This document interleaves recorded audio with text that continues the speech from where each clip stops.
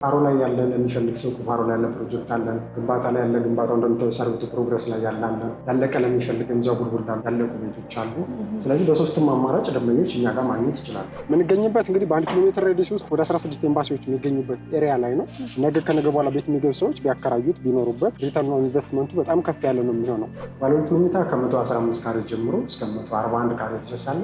ባለ 3 ደግሞ ከ150 ጀምሮ እስከ 883 ካሬ ድረስ የካሬ አማራጮች አሉ። ጀምቦሮ እንግዲህ እስካሁን ከሰራቸው ሁሉ በዲዛይንም በለግዠሪነትም በጣም የተሻለ የሚባለው ፕሮጀክት ነው ይሄኛው። ፋሲሊቲ ሁሉንም የሚያሟላ ነው። አርያማ ዙሪያ መስቀለኛው መብራቱ ጋር በጣም ቆንጆ የሆነ ፕሮጀክት ይዘን መጥተናል። ዴይና ናይት ነው እየሰሩ ያሉት። በ2 ዓመት አጠናቀም የምናስረክበው ፕሮጀክታችን። የእኛ ግን ፔመንት ስኬጁላችን ከባንክ ሁሉ የተሻለ አማራጭ ነው። አንደኛ ምንም ወለድ ሳይኖርባቸው በ14 ዙር በ36 ወር ነው የሚከፍሉት። እያንዳንዳቸው ለኮመርሻሉ ብቻ አጠቃላይ ወደ 5 ሊፍት አለው። ደንበኛ እዛ ጋር ሱቅ የሚገዛ ሰው ሱቁን ብቻ ሳይሆን ማርኬቱን ጨምሮ ነው የሚገዛው። እዚህ የሚኖር ደንበኛ ሙሉ የሚያጣው ነገር የለም። ባንኮች፣ ሱፐርማርኬቶች ኤቭሪቲንግ እዚሁ አሉ። ሌላ ቦታ ሾፕ ለማድረግ መሄድ አይጠበቅበትም ማለት ነው። ሰላም ተመልካቾቻችን እንደምናላችሁ። ይህ የመጠለያ ፕሮግራማችን ነው። በዛሬው የመጠለያ ፕሮግራማችን በቦሌ ቡልቡላ እንዲሁም ደግሞ በሳር ቤት ቫቲካን ኤምባሲ አካባቢ የተለያዩ የቤት አማራጮችን እንዲሁም ደግሞ የንግድ ሱቆችን እያቀረበ የሚገኘውን ጀምቦሮ ሪል ስቴት ጋር ተገኝተናል። እንግዲህ በሚኖረን ቆይታ በቦሌ ቡልቡላ እንዲሁም ደግሞ በሳር ቤት ቫቲካን ኤምባሲ አካባቢ ያሉት የቤት አማራጮች፣ የንግድ ሱቆች ምን ይመስላሉ፣ የካሬ መጠናቸው እንዲሁም ደግሞ ዋጋቸውን እያደረስናችሁ ቆይታ የምናደርግ ይሆናል። እስከ ፕሮግራማችን ማብቂያ ድረስ አብራችን ቆዩ።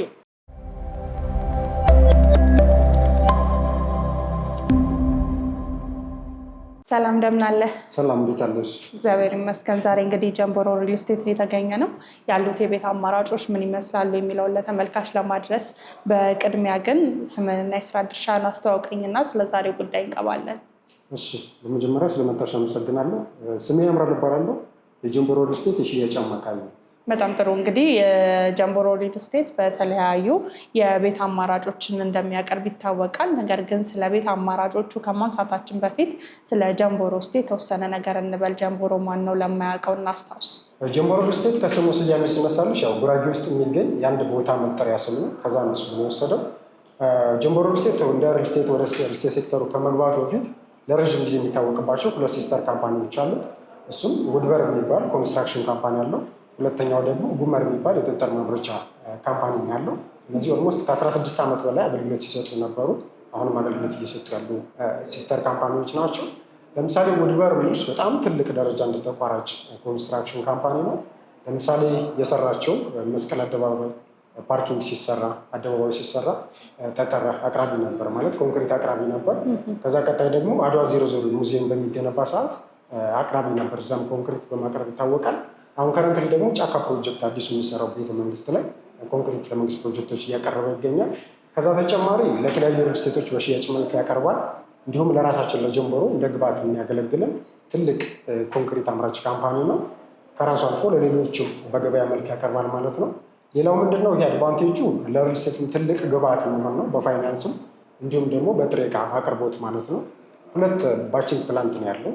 የኛ ውድበር የሚያመርታቸው ኮንክሪቶች በኢትዮጵያ ትልቁ የሚባለው ነው። እንደ ኢትዮጵያ ሳይሆን እንደ ምስራቅ አፍሪካ ትልቁ ባቺንግ ፕላንት ነው። በሰዓት እስከ 240 ሜትር ኪዩብ ኮንክሪት ያመርታል። በጣም ሌተስት የሚባል ነው። ጉመር ደግሞ ያው ጠጠሮችን በማቅረብ ያው ለኮንክሪት ካምፓኒ ሰፕላይ ያደርጋል ማለት ነው። ወደ ጀምቦሮ ሪል ስቴት ሲመጣልሽ በ2012 ነው እንደ አዲስ የተጀመረው ጀምቦሮ ሪል ስቴት። ኦልሞስት አሁን 6ኛ ዓመታችን ማለት ነው። በዚህ 6 ዓመት ውስጥ ግን ወደ 5 ፕሮጀክቶችን ገንብተን አጠናቀናል። 4ቱን ሙሉ ለሙሉ አስረክበን ቡልቡላ 93 ማዞሪያ ጋር እየኖሩበት ያለ ነው። አንደኛው ደግሞ በቅርብ አሁን ከ3 ወር በኋላ የምናስረክበው ፕሮጀክት አለ እና በዚህ 6 ዓመት ውስጥ 5 ፕሮጀክቶችን ገንብተን አጠናቀናል። አሁን የምንገኝበት ደግሞ እዚህ ሳር ቤት ቫቲካን ኤምባሲ ጋር የሚገኙ 6ኛ ሳይታችን ነው። ስለዚህ ይህ ደግሞ እስካሁን ከሰራናቸው በጣም ግዙፍ በጣም ልግዠሪ የሚባል ፕሮጀክት ነው። ቦታውም ያው የዲፕሎማቶች መንደር እንደመሆኑ መጠን አካባቢ ላይ ወደ 16 የሚሆኑ ኤምባሲዎች አሉ። በ1000 ሜትር ራዲየስ ውስጥ ወደ 16 የሚሆኑ ኤምባሲዎች አሉ። ፕላስ የተለያዩ የኤንጂኦ ቢሮዎች የሚገኙበት ኤሪያ ነው።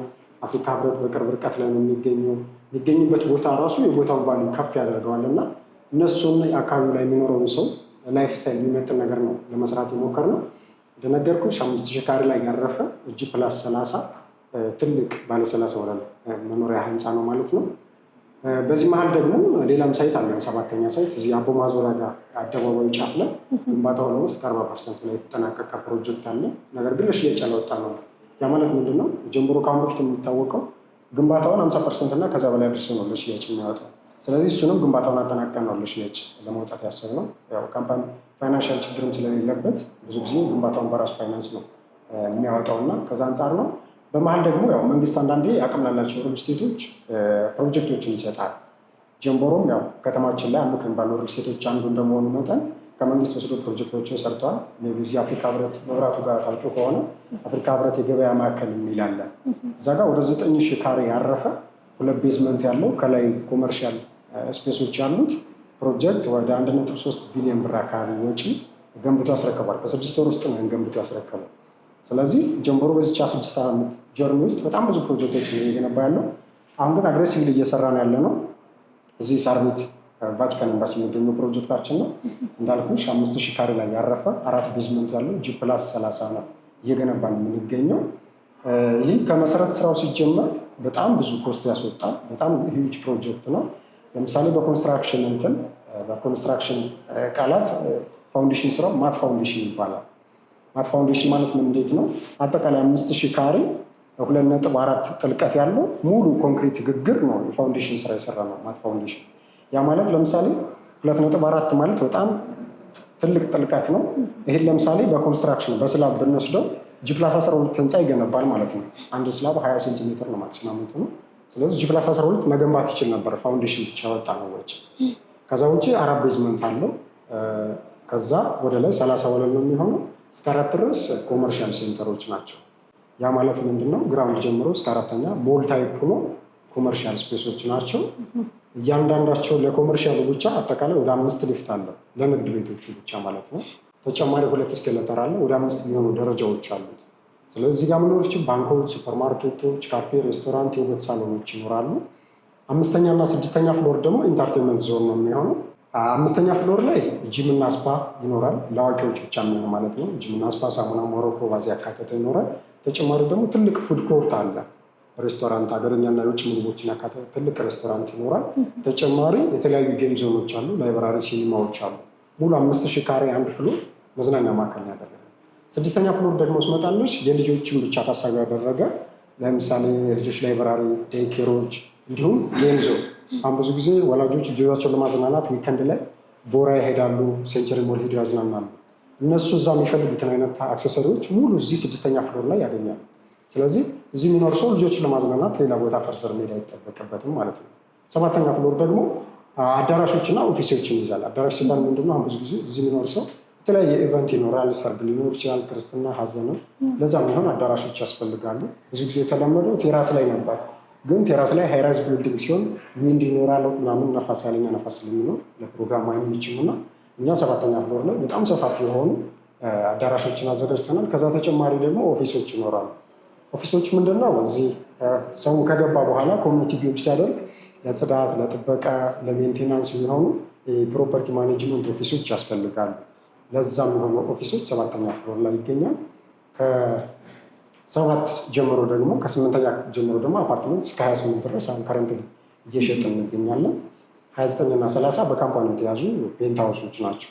እንደነገርኩሽ እዚህ ሳር ቤት ቫቲካን ኤምባሲ የሚገኘው ፕሮጀክታችን እነዚህን የመሳሰሉ አሜኒቲዎች፣ ፋሲሊቲዎች ያጠቃላል። በጣም ሌክዠሪ የሚባል ሬዚደንሺያል ኤሪያ ነው እና ብዙ ሰዎች ያው ሎኬሽኑ ስለፈልጉ በጣም ተመራጭ ኤሪያ ነው። አጠቃላይ የሚኖሩት አሜኒቲዎቹ ይሄን ይመስላል።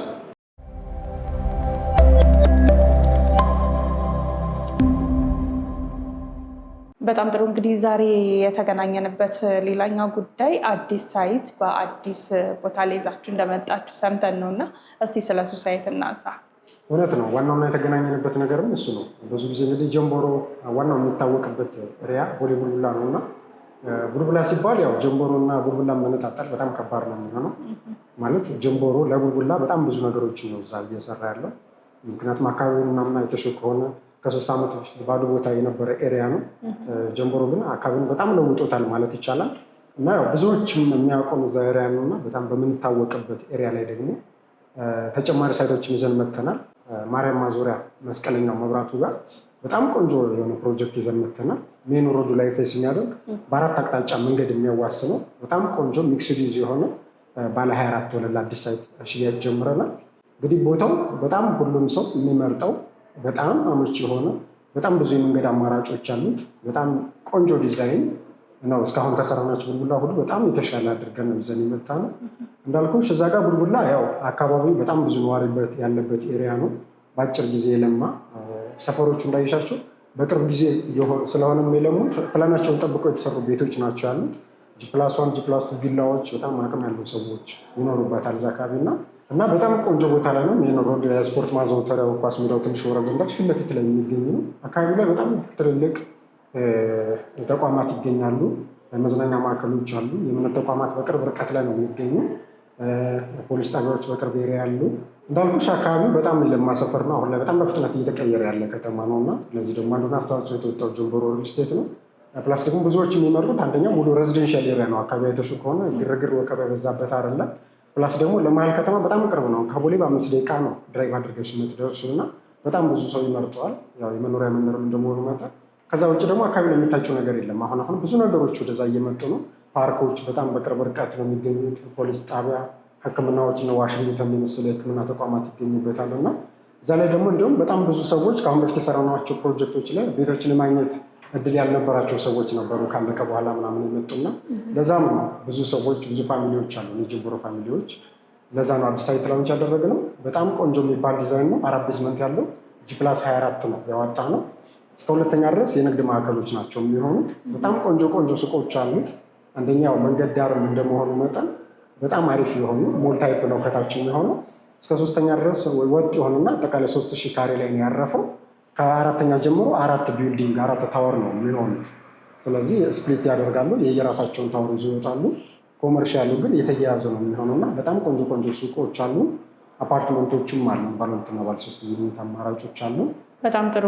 እንግዲህ ሳር ቤት ቫቲካን ኤምባሲ አካባቢ የሚገኘውን እንዲሁም ደግሞ በቦሌ ቡልቡላ አሁን ላይ ያወጣችሁትን አዲስ ሳይት በተወሰነ መልኩ አንስተናል እና ታዲያ እነዚህ ሁለቱ ሳይቶች ላይ ሰዎች የቤት አማራጮችን ከስንት ካሬ ጀምሮ እንዲሁም ደግሞ ከባለ ስንት መኝታ ጀምሮ ነው ማግኘት የሚችሉት የሚለውን የሁለቱን ሳይት ነጣጥለህ ብትነግረኝ ደስ ይለኛል።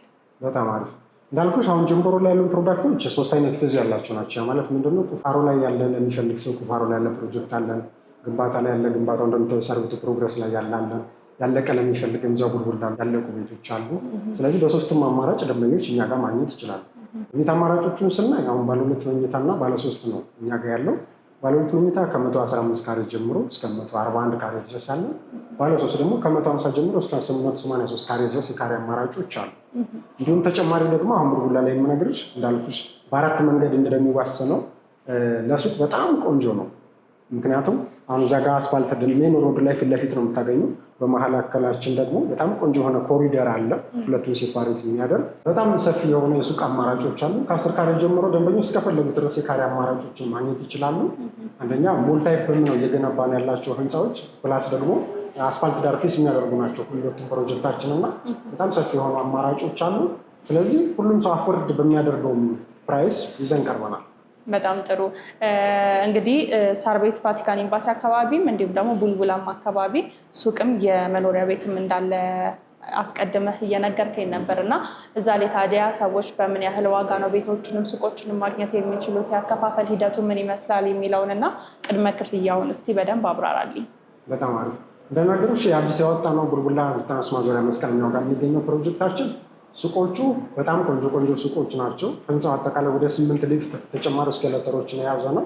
ተጨማሪ መዝናኛ ማዕከሎችም አሉት እና ደንበኛ እዛ ጋር ሱቅ የሚገዛ ሰው ሱቁን ብቻ ሳይሆን ማርኬቱን ጨምሮ ነው የሚገዛው። ፕላስ ደግሞ አካባቢ ላይ በጣም ብዙ ነዋሪ ያለበት ኤሪያ ነው። ስለዚህ ሱቆች ለምሳሌ ከ10 ካሬ ጀምሮ 10.4 ካሬ ጀምሮ ያለን ሱቅ አጠቃላይ ዋጋው 2.6 ሚሊዮን ብር ነው። የዚህ ቅድመ ክፍያ ደግሞ 20% ነው እየተቀበልን ያለ ነው። ያ ማለት 520 ሺህ ብር ማለት ነው። ማክሲሙሙ ክፍያ የሚሆነው 520 ሺህ ነው። ቀጣይ ፔመንቶች ከዚህ ያነሱ ነው የሚሆኑት። ለምሳሌ ሰከንድ ፔመንት ወስድልሽ 140 ሺህ ብር አካባቢ ነው የሚመጣው። ያ ደግሞ ብዙ ጊዜ ለኪራይ የሚያወጡት ዋጋ ነው እና ሰው ተከራይቶ የሚነግድ ሰው በኪራይ ዋጋ እዛ ጋር የሱቅ ባለቤት መሆን ይችላል። ቀጣይ ክፍያዎች በረዥም ጊዜ ስለሆነ የሚከፈለው ከባድ የሚሆን አይደለም። የመጀመሪያውን አድቫንስ ፔመንት ከከፈሉ በኋላ በጣም ቀላልና ምንም አይነት ተጨማሪ ክፍያም ስለሌለው ፕራይስ ካሌሽን ስለሌለ ቀስ እያሉ መክፈል ይችላሉ። አፓርትመንቶቹም ላይ በተመሳሳይ 15% ነው የአፓርትመንቶች ቅድመ ክፍያ አዲሱ ሳይታችን ላይ። ቀሪውን ደግሞ በ14 ዙር ነው የሚከፈለው። አሁን ብዙ ጊዜ ደንበኞች እንዲሁም የባንክ አማራጭ ይጠይቃሉ። የእኛ ግን ፔመንት ስኬጁላችን ከባንክ ሁሉ የተሻለ አማራጭ ነው። አንደኛ ምንም ወለድ ሳይኖርባቸው በ14 ዙር በ36 ወር ነው የሚከፍሉት። አፓርትመንቶች ኢኒሻል ፔመንቱ 15% ነው። ያ ማለት ከ1.9 ጀምሮ ማለት ነው ቤድሩም። ቀጣዩን ደግሞ የሚከፍሉት 500,000፣ 600,000 እስከ 200,000 ድረስ አሉ ፔመንት ስኬጁሎች። ያ ማለት በጣም ቀላል ነው። አድቫንስ ከፍለው ከእንትን ካሉ በኋላ ቀጣይ ክፍያዎች እየቀነሱ ስለሚሄዱ አንደኛ በ14 ዙር ነው የሚከፈለው። ዘና ብለው ሳይጨናነቁ መክፈል ይችላሉ። እንደ አንድ ነገርኩሽ አዲሱ ፕሮጀክታችን ላይ በጣም ቆንጆ ቆንጆ ሱቆች አሉ፣ ቆንጆ አፓርትመንቶች አሉ። አፓርትመንቶቹ በፍሎር 3 ቤት ነው። አንድ ሊፍት አላቸው ለ3 አባወራዎች።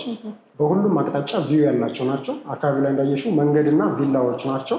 የኛ አፓርትመንቶች ደግሞ በአራቱም አቅጣጫ ምንም አይነት የሚከልላቸው ነገር የለም። ፓኖራሚክ ቪው ያላቸው ቤቶች ናቸው። 15% ከፍለው የቤት ባለቤት መሆን ይችላሉ። ቀጣዩን በ13 ዙር ዘና ብለው መክፈል ይችላሉ። እኛ ጋር ለየት የሚያደርገው ምንድነው? ምንም አይነት ፕራይስ ካሌሽን የለንም። ያ ማለት ነዳጅ፣ አልሙኒየም፣ ብረት፣ ሲሚንቶ ቢጨምር ቀጣይ የሚኖሩ ፔመንታች ላይ ምንም አይነት ጭማሪ አናደርግም። ያ ማለት አግሪመንት ላይ ገባንላቸውን ብቻ ነው የሚከፍሉት ማለት ነው። ኤክስትራ ፔመንት አንጠይቅም። ሳር ቤት ቫቲካን ጋር ደግሞ ፕሮግሬስ ያደረገ ለሚፈልግ ሰው ግንባታው ኦልሞስት ከ40% በላይ ፕሮግሬስ አድርጓል። በ10% ቅድመ ክፍያ ብቻ ነው እየሸጥን ያለ ነው። በጣም ቆንጆ የቤት አማራጮች አሉ። ሱቆቹም አሉ። ከ17 ካሬ ጀምሮ በ2 ዓመት ነው ደሊቨር የምናደርገው። ለቻይኖች አውትሶርስ አድርገን ስለሰጠናቸው በጣም በፍጥነት እየተገነባ ስለሆነ በ2 ዓመት አጠናቀን እናስረክባለን። በጣም ጥሩ። እንግዲህ ብዙ የቤት አልሚ ያለበት ሀገር ላይ ነው የምንገኘው እና ምናልባት አንዱን የቤት አልሚ ከአንዱ የቤት አልሚ የሚለየው ኳሊቲ ይኖረዋል እና ጀምቦሮን ከሌላው የሪል ስቴት አልሚዎች በምን ይለያል? በጣም ጥሩ። አሁን ጀምቦሮ የሚለይበት አንደኛው በጊዜ በማስረከብ ነው። ብዙዎች የሚያውቁን ያው መሪ ቃላችንም በጊዜ ግቡ ነው የሚለው እና ያ ደግሞ ማለት ምንድነው? በጊዜ በሰዓቱ ደሊቨር በማድረግ ነው የሚታወቀው። ከአሁን በፊት ያስረከብናቸውን ፕሮጀክቶች መውሰድ ለምሳሌ ማክሲማም በ2 ዓመት ተኩል ነው የወሰደብን ጊዜ ገንብተን ለማጠናቀቅና ለማስረከብ። እሱ ነው። ሁለተኛ ደግሞ ሎኬሽን በጣም መርጠን ነው እንዳልኩሽ። ሳር ቤት፣ ቡልቡላ በጣም ሬዚደንሻል ኤሪያ እና ተመራጭ ኤሪያዎች ናቸው። ሌላው ደግሞ ጥራት ላይ አንደራደር። እንደምታየው ሆነ ኮንስትራክሽን ኳሊቲያችን በጣም በጥሩ ሁኔታ ነው እየገነባ ነው የምንገኘው። ቻይኖች ናቸው እየገነቡት የሚገኙት። ፕላስ ደግሞ የምንጠቀመው አንደኛ ሪሶርሱም ከኛ ስለሆነ ጠጠር፣ አሸዋ፣ ኮንክሪት ከራሳችን ግብአት ነው የምንጠቀመው እና በጣም ኳሊቲ ያላቸውን ግብአቶች ነው የምንጠቀመው። ለምሳሌ በወስድልሽ ኮንክሪት የምንጠቀመው C30 እና C40 የሚባሉ ኮንክሪት ታይፖች አሉ። ብዙ ስቴቶች ላይ ወይም ብዙ አፓርትመንቶች ላይ የሚጠቀሙት C30 የሚባለው ነው። እኛ ግን C40 ነው እየተጠቀምን ያለው።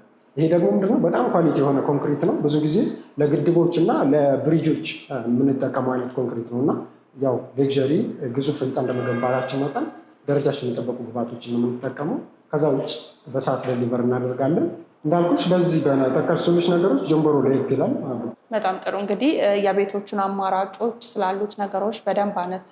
አሁን የምንገኘው ሳር ቤት ቫቲካን ኤምባሲ አካባቢ የሚገኘው ሳይታችሁ ላይ ነው እና ግንባታውን እዚህ ካወራ ነው በተጨማሪ በምን አይነት ሁኔታ እየተሰራ ነው የሚገኘው የሚለውን እና አካባቢው ላይ ደግሞ ምን ምን ይኖራሉ የሚለውን ወደ ሳይቱ ጋር ሄደን ብናይ ምን ይመስልሃል? በጣም አሪፍ። ወጥተን ማየት እንችላለን።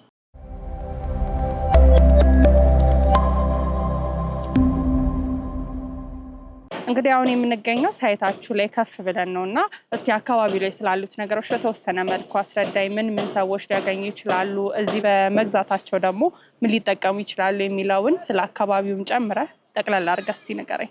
ጥሩ። ቅድም እንደነገርኩሽ አሁን የምንገኘው ሳር ቤት ቫቲካን ኤምባሲ አጠገብ የሚገኘው ሳይታችን ላይ ነው። አሁን ያለንበትም 7ኛ ፍሎር ነው። እንደምታየው ኮንስትራክሽኑ በጣም በፍጥነት እየተገነባ ነው የሚገኘው። አካባቢ ላይ እንደምታየው በዚህኛው ሳይድ የሚያዋስነው ቫቲካን ኤምባሲ ነው። ቀጥሎ ኢንዶኔዥያ ኤምባሲ አለ። ከጀርባ ሙሉ ብስራተ ገብርኤል ነው የሚያየው። ወደዚህ ሳይድ ደግሞ ሳር ቤት አደባባይ ነው ያለው። ከጀርባችን ወደ ብስራተ ገብርኤል አብዮት ሲኒማ ነው ቪው የሚኖረው። በዚህኛውም ሜን ሮድ ነው የሚያዋስነንና የምንገኝበት እንግዲህ በ1 ኪሎ ሜትር ሬዲየስ ውስጥ ቅድም እንደነገርኩሽ ወደ 16 ኤምባሲዎች የሚገኙበት ኤሪያ ላይ ነው። ስለዚህ ደግሞ ምንድነው ነገ ከነገ በኋላ ቤት የሚገቡ ሰዎች ቢያከራዩት ቢኖሩበት ሪተርን ኦን ኢንቨስትመንቱ በጣም ከፍ ያለ ነው የሚሆነው። ኮንስትራክሽን ኳሊቲ ላይ እንደምታየው አንደራደርም። ያው ቻይኖች ናቸው ኮንስትራክሽን እየሰሩት የሚገኙት። እነዚህ አሁን የምታያቸው እያንዳንዱ የሚቆሙ ኮለኖች በኮለን ታይፖች ወይም ኮንክሪቶቹ C30 እና C40 የሚባሉ አሉ። ብዙ ጊዜ አሁን እኛ እየተጠቀምን ያለው C40 ነው። C40 ማለት ምንድነው? ብዙ ጊዜ ለትልልቅ ብሪጆች እና ለድልድዮች፣ ለግድቦች የምንጠቀመው የኮንክሪት አይነት ነው። ያ ደግሞ ምንድነው በጣም ትልቅ ፕሮጀክት ነው። በጣም ሌክዠሪ የሆነ መኖሪያ መንደር ነው እየገነባን ያለ ነውና ከዛ አንጻር ነው እነዚህ ግብዓቶች እየተጠቀምን የምንገኘው። ሌላው ምንድነው ሁሉም አሁን እዚህ ጋር የሚኖሩ ነዋሪዎች እዚህ ቤት የገቡ ሰዎች የመንገድ አማራጮች አሏቸው። ወደዚህ ወደታች ወደ መካኒሳ የሚወስድ መንገድ አላቸው። ወደዚህም ወደ ሜክሲኮ የሚኖር ሮድ አለ። ወደዚህም በዚህኛው ሳይድ ወደ ብስራተ ገብርኤል መሄድ ይፈልጉ በአቅራቢያው አመቺ የሆኑ መንገዶች አሉ። ተጨማሪ ደግሞ አካባቢ ላይ የእምነት ተቋማት ይገኛሉ። ሆስፒታሎች አሉ። ለምሳሌ ትልቅ ሆስፒታል ነው እና ስልክ ሮድ የመሰለ ትምህርት ቤቶች ስኩል ኦፍ ቱሞሮ አለ። ከዚህ ከጀርባችን እዚህ ፊት ለፊት ደግሞ ማሪፍ ኢንተርናሽናል ስኩል ይገኛል እና ሁሉም አካባቢው ላይ የእምነት ተቋማትና ትምህርት ቤቶች ይገኙበታል። ሸዋ አካባቢው በጣም ተመራጭ ኤሪያ ነው። ዲፕሎማቲክ መንደር የሚባል ሰፈር ነው እና እንግዲህ ሳይቱን እንደምታየው ይሄን ይመስላል። አጠቃላይ ያለው ነገር ይሄ ነው። ሳይቱ ላይ ነው የምንገኘው እና በምን ያህል ጊዜ ውስጥ ሊጠናቀቅ ይችላል ደግሞ የተመልካች ጥያቄ ነው። በምን ያህል ጊዜ ውስጥ ለማጠናቀቅ እቅድ ይዛችኋል? እሱን ብትነግረኝ። በጣም ጥሩ ጥያቄ ነው። ፕሮጀክቱ የ3 ዓመት ፕሮጀክት ነው። እስካሁን እዚህ ጋር ለመድረስ 4 ቤዝመንት አለው። አሁን 7ኛ ላይ ነው የምንገኘው። 1 ዓመት ወስዶብናል። ከዚህ በኋላ በ2 ዓመት ጊዜ ውስጥ ነው የምናስረክበው። እሱንም በሰዓቱ ዴሊቨር ለማድረግ ለቻይኖች ኮንስትራክሽኑን አውትሶርስ አድርገናቸው በቻይኖች ነው 24 አወር እየተሰራ ያለው።